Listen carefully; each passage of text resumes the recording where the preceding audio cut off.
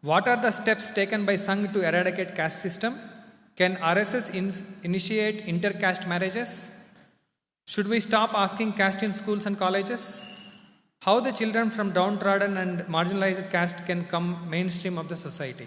All are caste related only. I am continuing to read few more questions. Political parties are succeeding in convincing a large section of Dalits that they are not Hindus. How to convince SC/ST community that Hinduism doesn't preach casteism and discrimination? What is the action plan of RSS to address this? How we can reach out to common citizen to make them understand RSS values and stops conversion? What is the plan for preventing the conversion? How can we contribute to stop conversion? All related to conversion. Then inclusivity related, they asked, how can we promote inclusivity regardless of language, religion and caste? How to use religion and caste for inclusive growth? How can we learn from the Western countries to remove the caste systems? Caste and politics related, how to stop the politicians, secularists who divide the society on the basis of caste and misquote Manusmriti. Similarly, reservation based also same caste question. How to resolve the brain drain of non-BC, non-OBC students, that is bringing our talents back to Bharat. How to stop reservation in education sector and encourage meritocracy.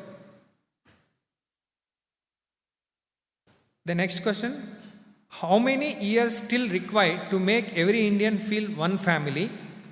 What is the role of RSS playing in this regard in next 5 years?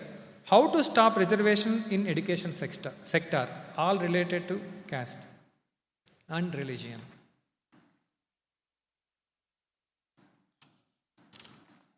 Now this caste, we call it caste system. It is no more a system. It is caste confusion. What does caste mean? Traditionally, one caste has one job.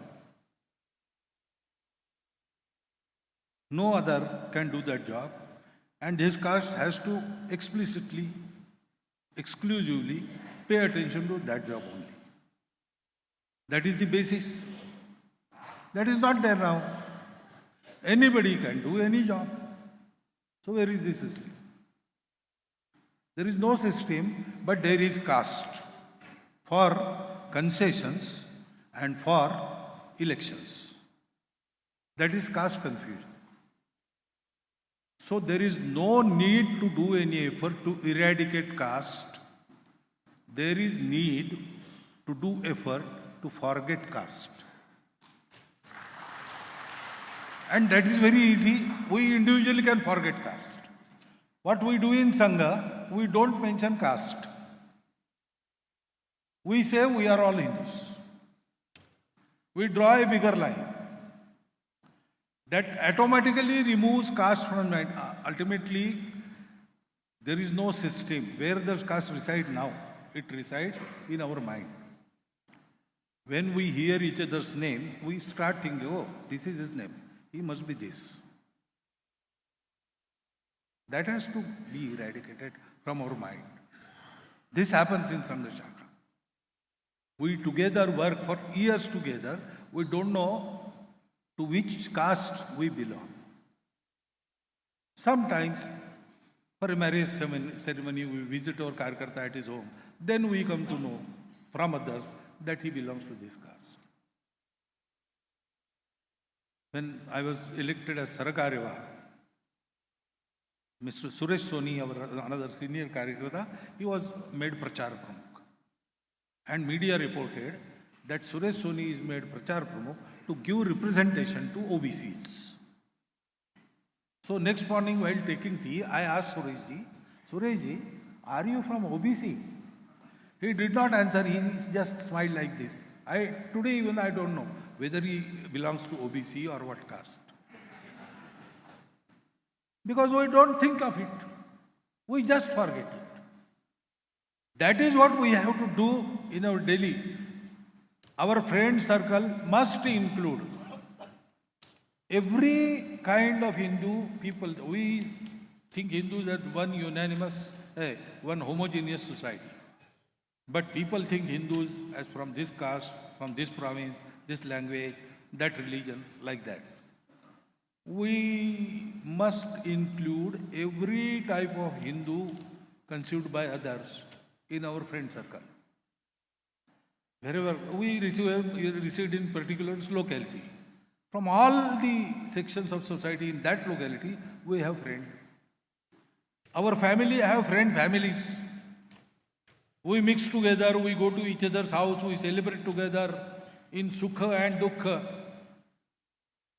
We help each other. That should happen. And wherever people like us are in majority and in authority, they should try to make Mandir, Pani, Smashan common for every Hindu. That we can do. You need not be Sangha Swayamsevak. You need not have an organization for that. Individually you can do this. You can have friends everywhere. You can go and mix with all the families. You have to train yourself, you have to train your family. If we do that, this caste problem will be eradicated very easily. It will take time, 10 years. But we are trying to eradicate for 1,000 years. Every Santa asks us to forget caste. Every Santa asks us to forget untouchability. It is not going, because if you beat darkness with a stick, it will not go away. Light one small lamp, it will go away. We have to light the lamp. Stop beating the darkness with sticks. That we do, it will happen. And answers of all the questions come in this. In schools and colleges, government has to do it. But for political reasons, it will not be done. If I am in politics and I don't support this caste, varna, untouchability, it should go out lock, stock, and barrel. That is my firm opinion. But if I am in politics and to eradicate this from government policies, I have to be in chair. I will not dare to touch this topic there. Otherwise, I will be distrust. It is their dilemma. They cannot do it. It is this society which one day firmly say, now if you do not quit asking about caste in your forms, we are not going to vote for you. Then it will go away. So we have to start it. We have to do it in society first. Then all this will happen. How we can help the children from downtrodden marginalized castes. Main thing is not their economic backwardness. It is there. We have to do about it, something about it. But first thing we have to do is to give them love and respect. That is their hunger of the centuries. If you do that, they have the strength to uplift themselves. We will have to merely give hand, but nothing else. They are not weaklings. Now they are getting organized also. What they expect is love and respect first. And that love and respect will remove all the discrimination in actions. Then legal measures, everything follows. So first we have to do this. And I am telling you this, our Swayamsevaks are doing this through various service projects and through our shakhas. Our experience is very encouraging. If we do this, everything follows automatically. That brings inclusivity in our nature. That makes growth also inclusive. We need not learn anything from Western countries in this respect. Remember, Western countries do not understand Bharat. They do not. Recently, within last 3-5 years, some light is dawning on the Western people that Bharat is something we have to study more deeply. But they are much ignorant about us. We have to know ourselves. And we have to do everything for us. We need not take any lesson from the Western country. It is our fault. We will cure it. And if we do this, politicians and secularists will definitely stop doing any harm to the society. Because why do they do this? It is their self-interest. When they see that doing this will be counterproductive, they will stop it. If they find some scope for their mischiefs, they will do it. When they learn that the mischief brings some reverse effect, they will stop doing it. That is the only way. So again, society has to prepare themselves. Brain drain is something different. Non-BC, non-OBC, brain drain is not from only that section of the society.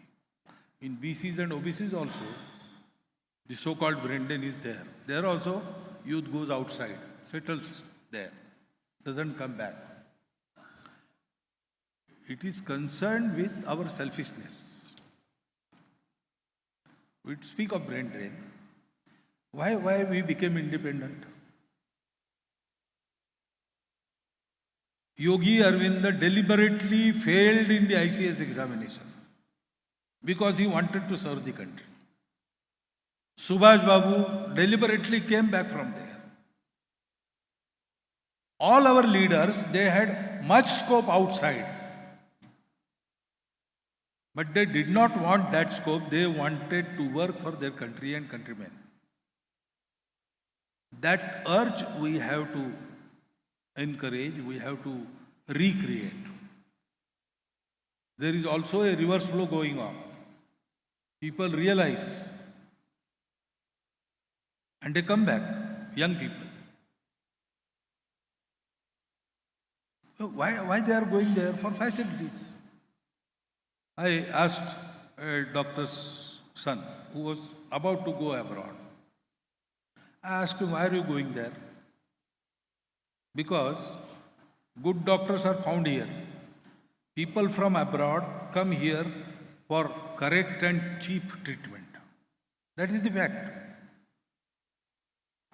We'll find so many foreigners coming here for heart operations, brain operations. So I asked him, why are you going there? He said, no, there are good facilities. Why are you being a doctor? You are a doctor for earning money or you are a doctor for treating people? He said, treating people. Then you are needed more in Bharat. Why are you going there? There is no answer. This mislogic is there in their mind. You have to remove this. Unless they come back and work here, here conditions will not be improved. And unless the conditions are not improved, this logic makes them go out for facilities. So we have to start somewhere. We have to inculcate this spirit in our young minds. That is the way we can stop the brain drain. How to stop reservation in education sector and encourage meritocracy. Actually, reservation and meritocracy, it is not related. Talent are only in the people who are not awarded reservation. That is wrong. Talent is in the section of the society which require reservation. There also talent is. Very good talent is there. So, don't relate these two. That is different. We have to bring our society, every section of the society at par. Otherwise, there is no use of meritocracy. So, we have to understand this. For 1,000 years, the deprived brothers of ours were not capable of compete on equal footing. We have to bring them up. The only way to stop reservation is to create complete equality in the matter of opportunities, love and respect. That has not yet happened. There is covert or over untouchability still in work. That is the cruel fact of our national life. We have to cure this, then everything will stop. Nobody will need resources. Already there are some people from BC communities who say that now we do not need reservation, give it to someone else who is worthy of it. We were takers up till now. We asked for boons, we got the boons. But now we have to give back. We will be givers now. That type of thought currents are now emerging from that society also. So we should keep some patience. Let the reservations continue. Let the inequality be eradicated. Then we will have a system wherein all these things will be, there will be no heart burning. I have to be broad-minded about it. Otherwise, there is no other good.